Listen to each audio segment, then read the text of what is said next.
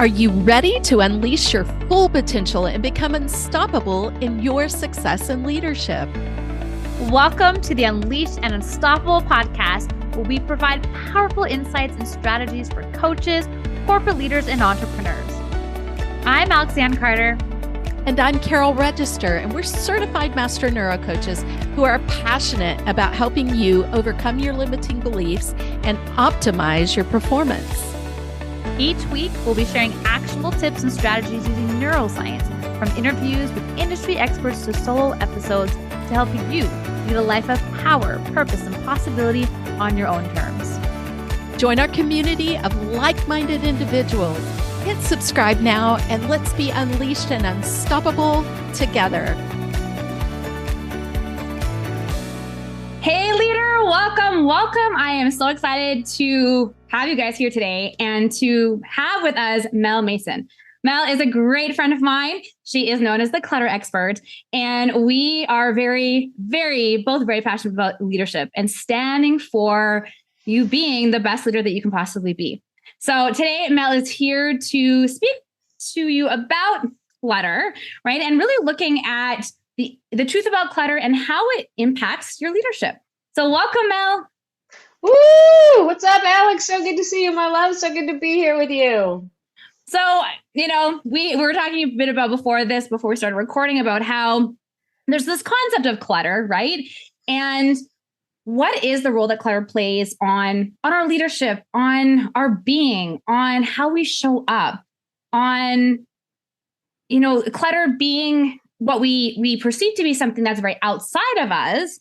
However, you and I both know that the clutter on the outside is a reflection of what is on the inside. And so I guess, where do we even begin to identify that? And then how do we begin then from there, release the clutter so that we aren't surrounded by the clutter, right? We aren't surrounded by the chaos, that we can create space. Space has been a big topic of conversation I've been having with lots of leaders over the last couple of weeks, which is really important for leaders and being able to step into your leadership. So I know I've kind of asked you a lot there. So you want to 10 questions all at once. All right, here we go. Boom.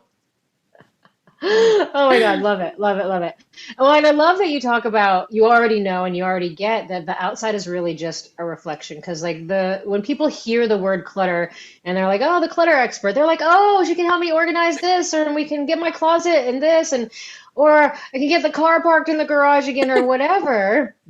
Well, people don't realize that that's just the symptom, right? Mm-hmm. Because the outside is a mirror of the inside. And if you don't believe it, a lot of people, maybe they don't like gravity, but it's a law, right? Well, there's another law in operation called the principle of correspondence. And it states, as above, so below, or as within, so without. Or you may know it in the Our Father, as on earth as it is in heaven. The heaven being the inside, earth being the outside, right? And especially we as humans, we're not able to see ourselves clearly. Mm-hmm. Like, we can't see ourselves. We need a reflection reflecting us back to ourselves, because we can't truly see ourselves. We can't see our blocks.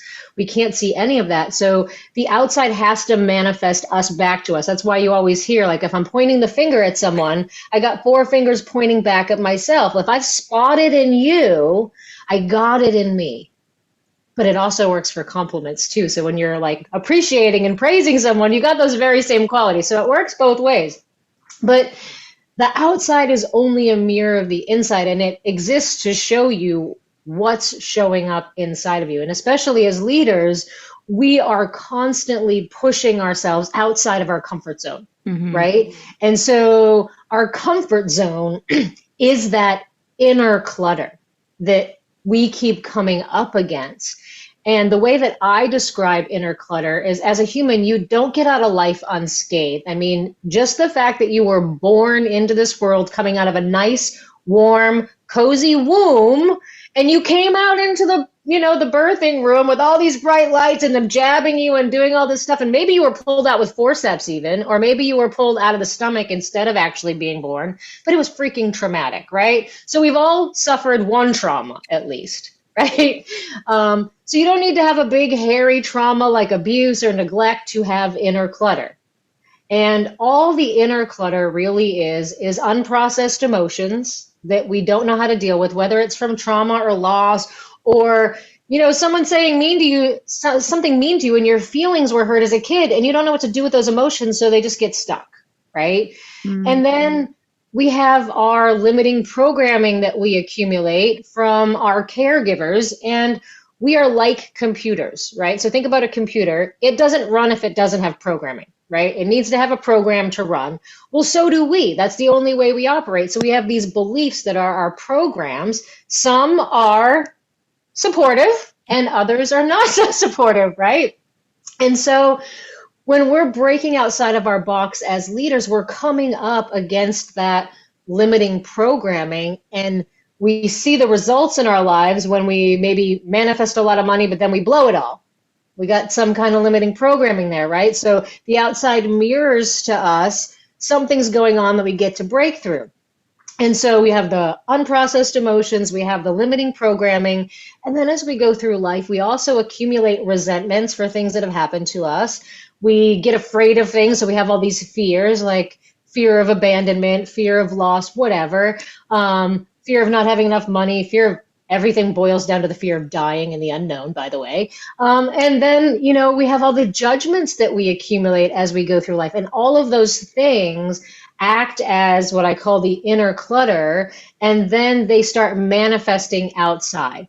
But when you hear the word clutter and you think of the physical stuff accumulating, that's only one way they manifest. There's so many other ways they manifest that show you that there's something else going on.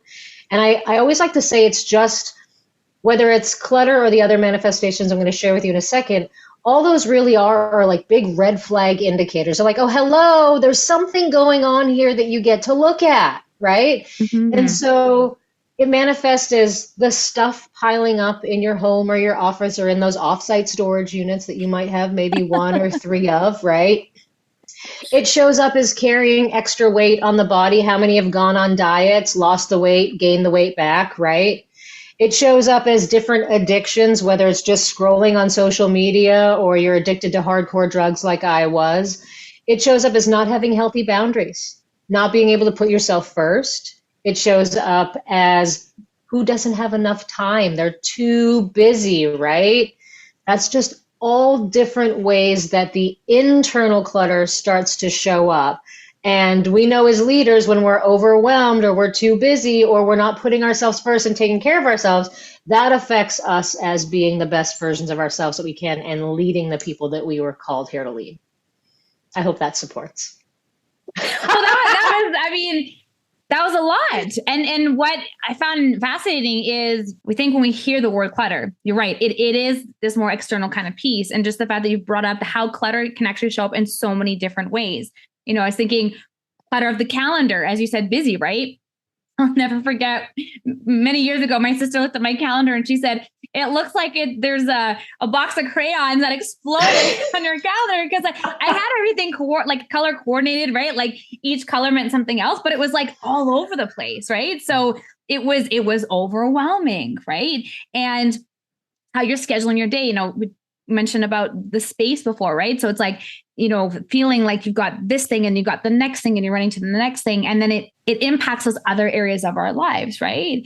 And as you leaned into just weight being clutter, right? Like myself, I thought of more kind of the emotional piece, but it is clutter because that's what you're saying. It's just emotions that haven't been processed, and each of us may have their own outlet, their own clutter outlet that we're going to lean into.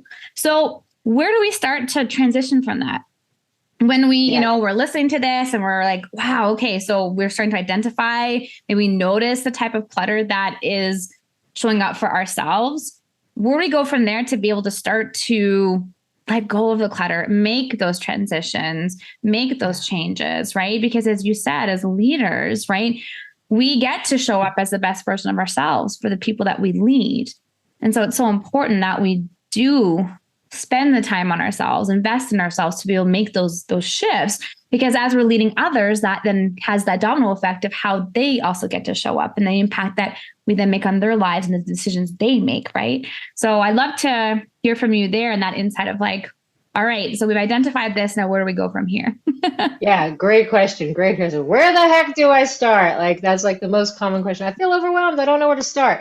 We talked about the outside being a mirror of the inside. And so you can address the outside all day long. I mean, how many people have cleared a surface, cleaned out their closet, and had the clutter come back, or released the weight, or got rid of the unhealthy relationship only to have a new relationship, different face, same relationship, right? Or we get out of debt, we go back into debt. It's the never-ending cycle, right? Yeah. Well, here's a little secret. All of that clutter that accumulates on the outside accumulates for one simple reason when you boil it down. It's an unwillingness to look, which is a lack of intimacy with the present moment. It's an unwillingness to be intimate with the moment and actually look, whether it's at the piece of paper or the stuff or looking at the weight or looking at the relationship or looking at the schedule and actually getting intimate and clearing your calendar and being intimate with it. It all comes down to an unwillingness to look. And if the outside is a mirror of the inside, what does that really mean? It means we're unwilling to look within. That's all it means.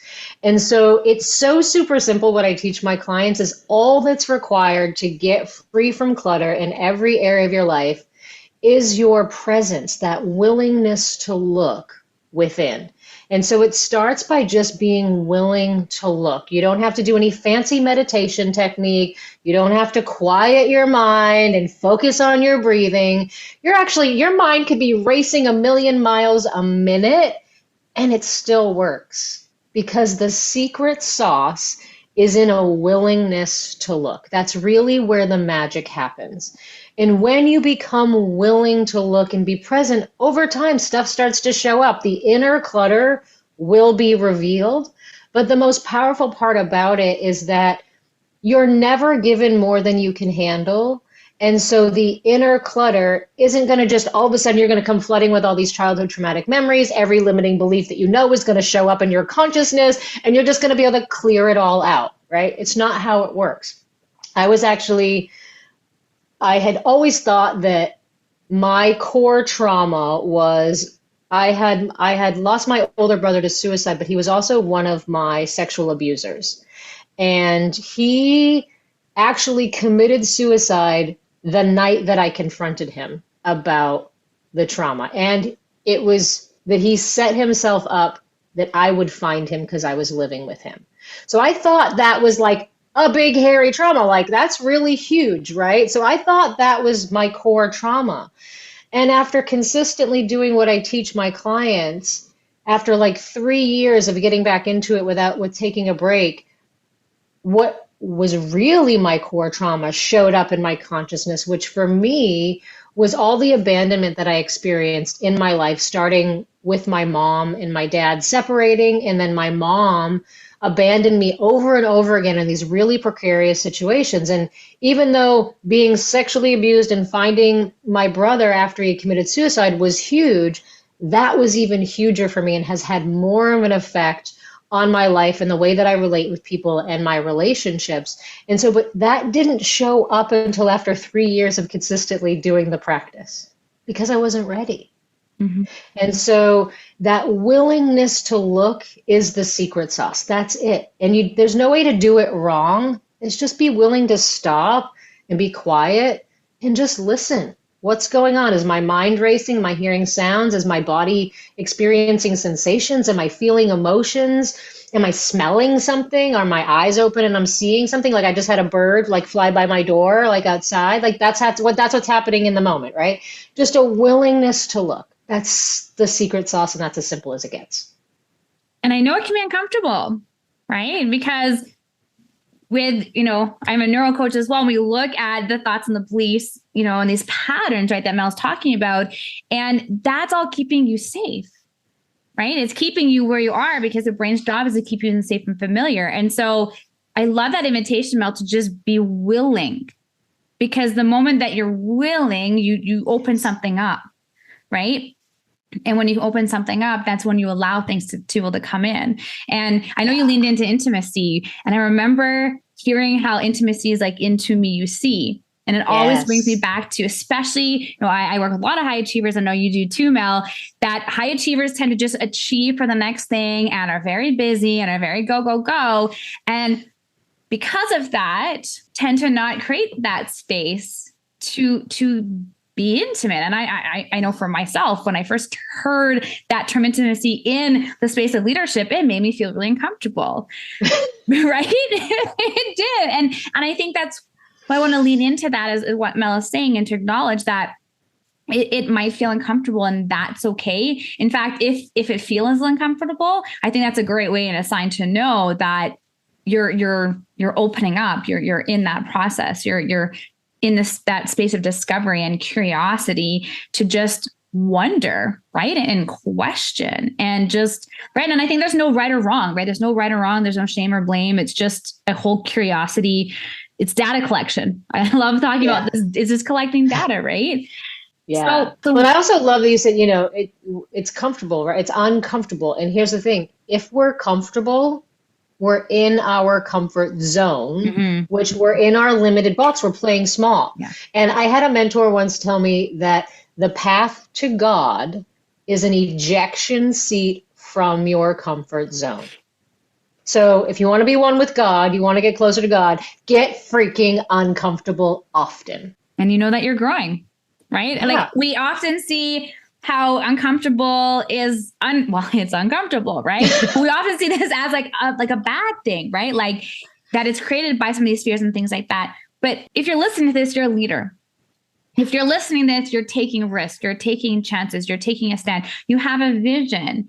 And you're out there creating something that maybe has never been created before, right? You're out there impacting change. And the reason why we often hear that, change isn't easy is that change is new, right? It's different. It's not the regular mundane day in and day out, where it's changing that pattern, interrupting that pattern, doing something new.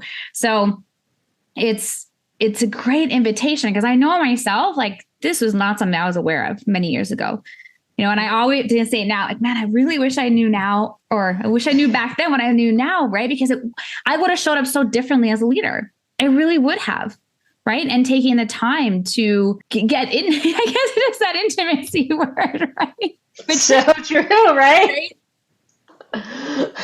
And that intimacy links to the clutter. That's what I feel, because I feel because I'm looking around my desk right now, and I know that I get to create some time and space to just put things away, right? Or having my daughter come into my office and just kind of pulling things off shelves and stuff like that, right? And it's that space. It's the prioritization. It's prioritizing yourself, and I think that's what you were leaning into before there too, Mel, is saying like it's prioritizing yourself, right? Yeah. Getting curious. Yeah, I mean, it's really, when you think about it, when you become willing to look within, like what I call it for my clients is called allowing the now, the practice that I teach my clients. You're literally allowing the moment to be exactly as it is. There's plenty of time to change things later on, but learning to allow and be exactly with the moment. And really what you're doing is you are giving yourself the gift of your presence. It is the greatest act of self-love that you can do, to stop and just be willing to look within. And when you think about, when we get into whether it's a new intimate relationship or we have new friendships, the thing that we want most from those relationships is people's time and attention, right? Like, in order to grow the relationship, you need to invest the time and you need to give your attention. And look at the word pay attention. There's a price, right?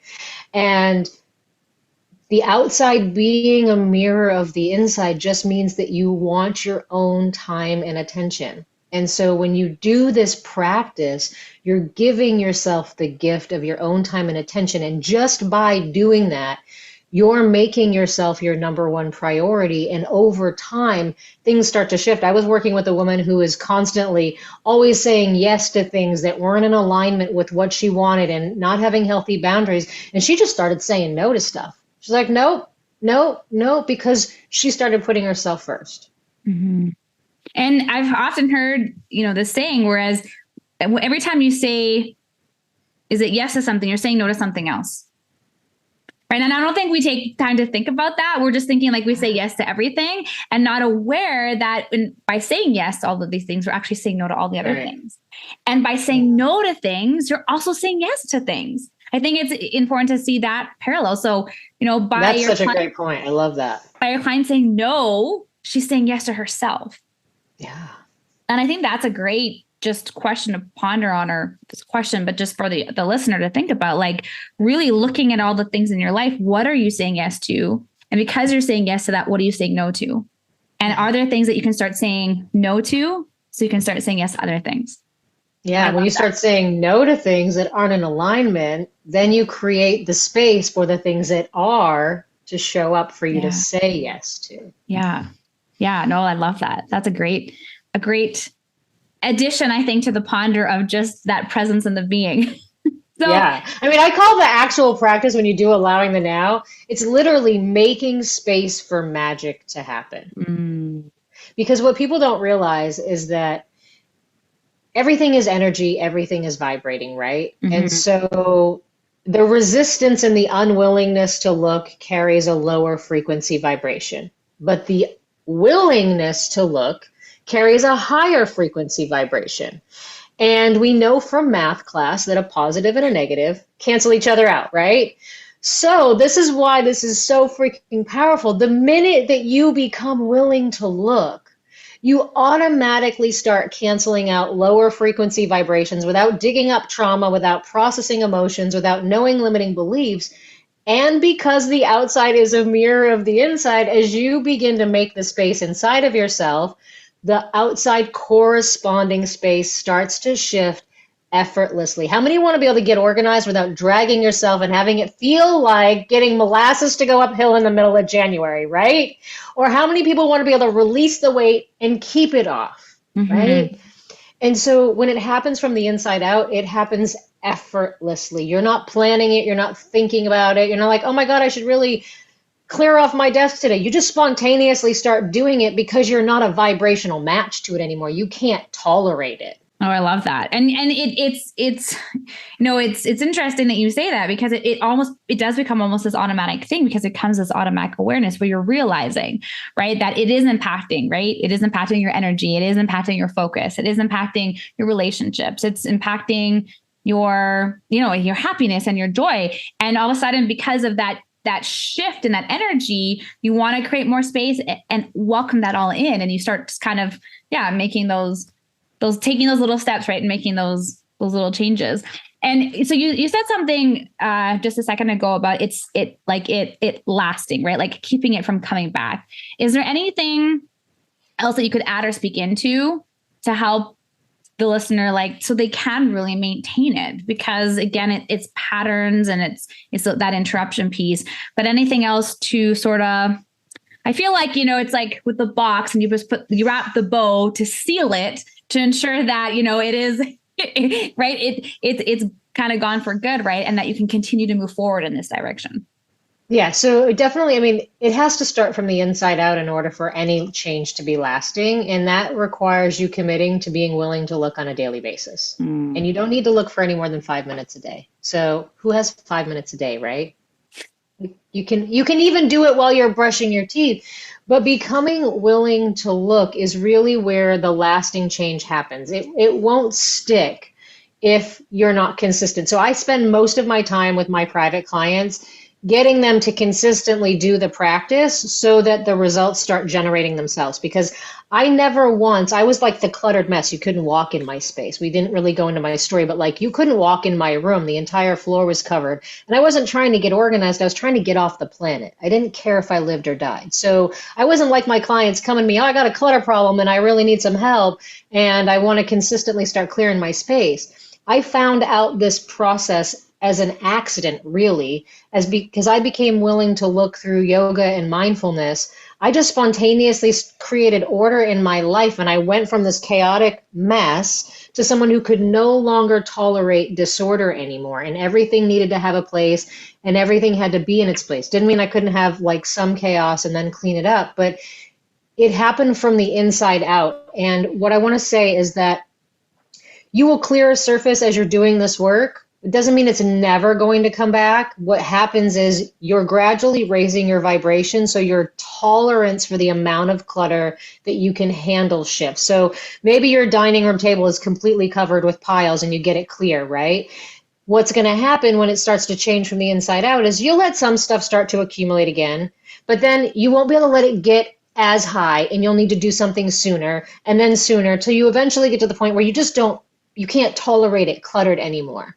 But the vibrational frequency happens from the inside out. It happens that way. So I always say the most important thing you could do is just make 5 minutes a day to do the inner piece, to be willing to look. That is the magic. That is the secret sauce. But for those people that would like some practical tips and they want to start on the physical clutter, don't tear your whole closet out all at once and go Marie Kondo. Don't rip everything out of the garage and pull it in the driveway. Start small, 1 square foot at a time. Make your decisions about what's in the square foot. And I always say use the 5-second rule. Like if you haven't been looking at stuff and making decisions about stuff, we get to build the letting go muscle first.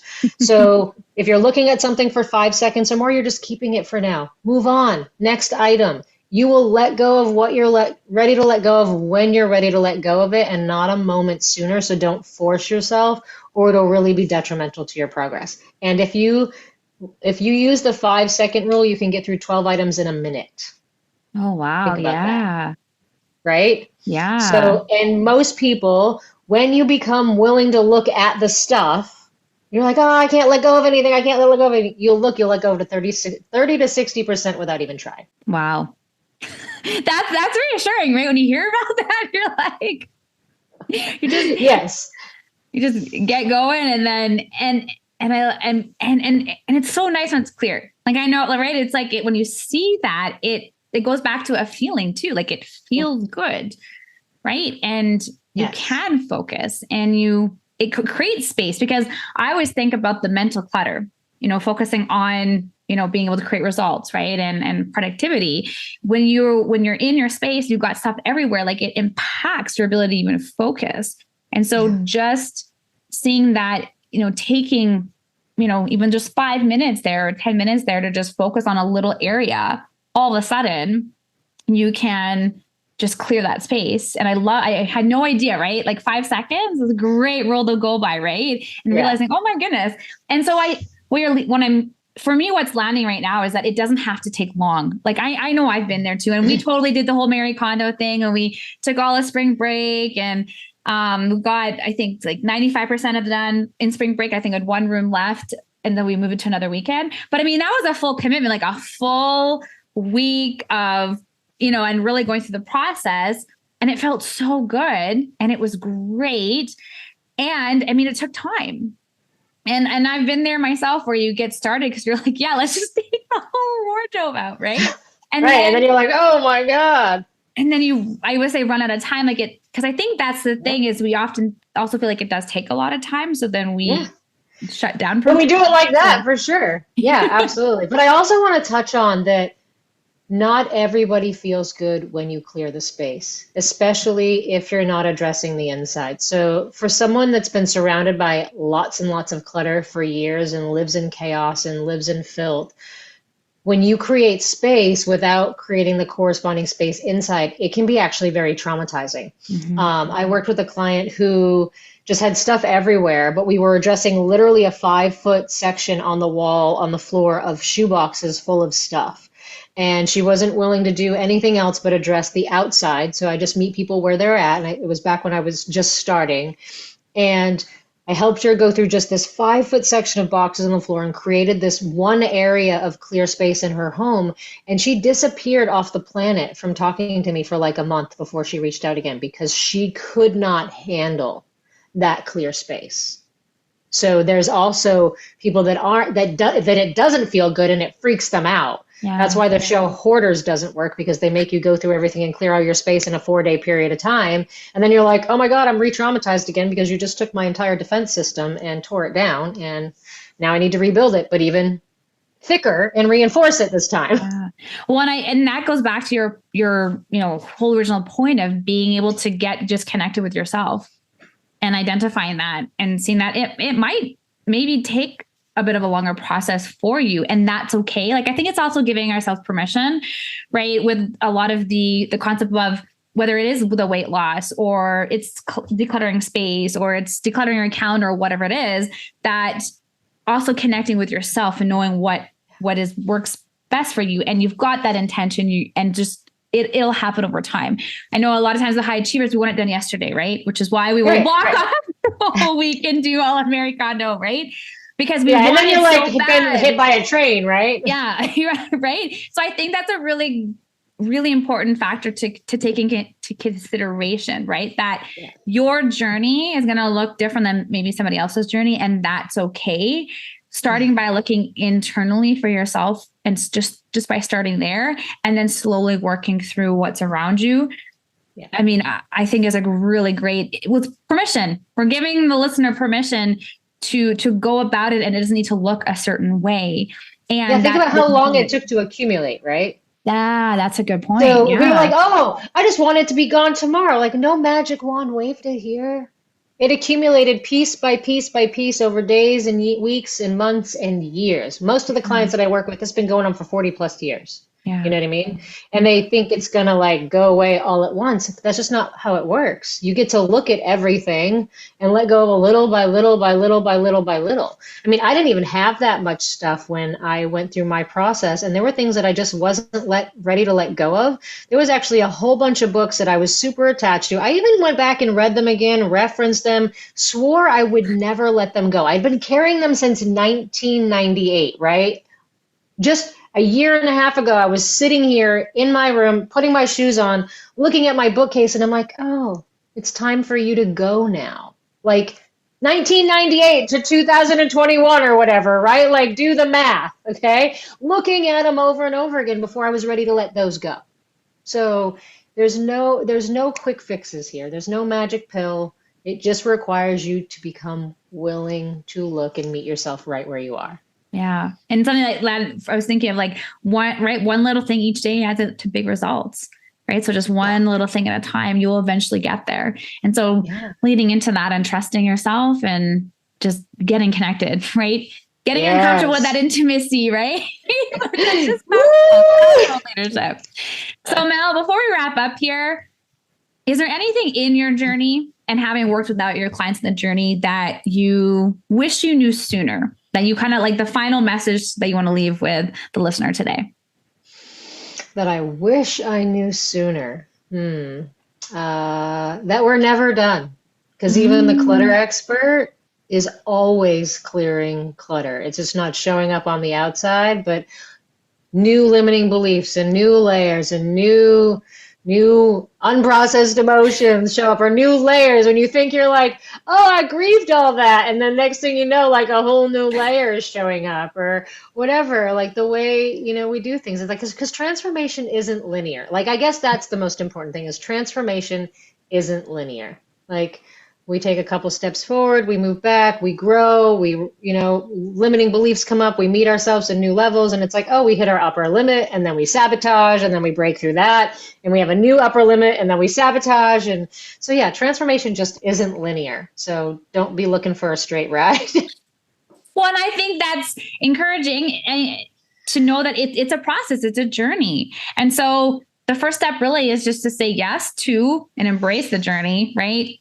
Get connected, get intimate with yourself, right? and then embrace it.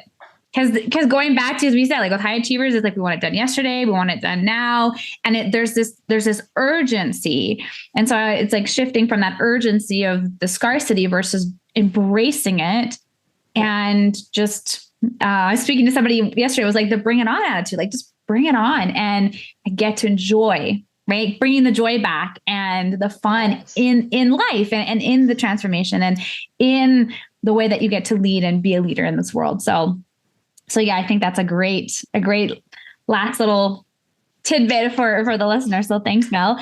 I also have a lovely gift for the listener today. Do you want to tell us a little bit about that? Yeah, 100%. So I'm not about giving people clutter, and I wrote a book, so I don't want you to go buy it off Amazon unless you absolutely want to and you want the physical copy, but I just give you the whole thing for free. I wrote Freedom from Clutter, the guaranteed foolproof step-by-step process to remove the stuff that's weighing you down, and it's not about the stuff. And you can download the whole book for free at freegiftfrommel.com. And I wrote it in 7 weeks, just FYI. Wow. Well, I know that that is quite a gift. It is quite a gift for the listener. So thank you, Mel, for sharing that with us. And we will have that available in the show notes for you. And Mel, where's the best place that the audience can connect with you? The listeners like, I want to learn more from Mel. I want to connect with her. Where are you? Absolutely. Just email me, info@declutteringspaces.com. That's the best way to reach out. The emails come to me. Awesome. All right. We'll make sure to have all of that for you available. Mel, thank you so much again for being here today and speaking into clutter, right? Both inside and out. And thanks so much for the listener for tuning in. And we will see you next time. Bye. My pleasure. Mwah. Thanks for tuning in to another episode of the Unleashed Unstoppable podcast with your hosts, Alexandra Carter and Carol Register. If you enjoyed this episode and you'd like to help support the podcast, please share it with others, post about it on social media, or leave a rating and review and subscribe. That's all for this episode, Wildly Ambitious Leaders. See you next week.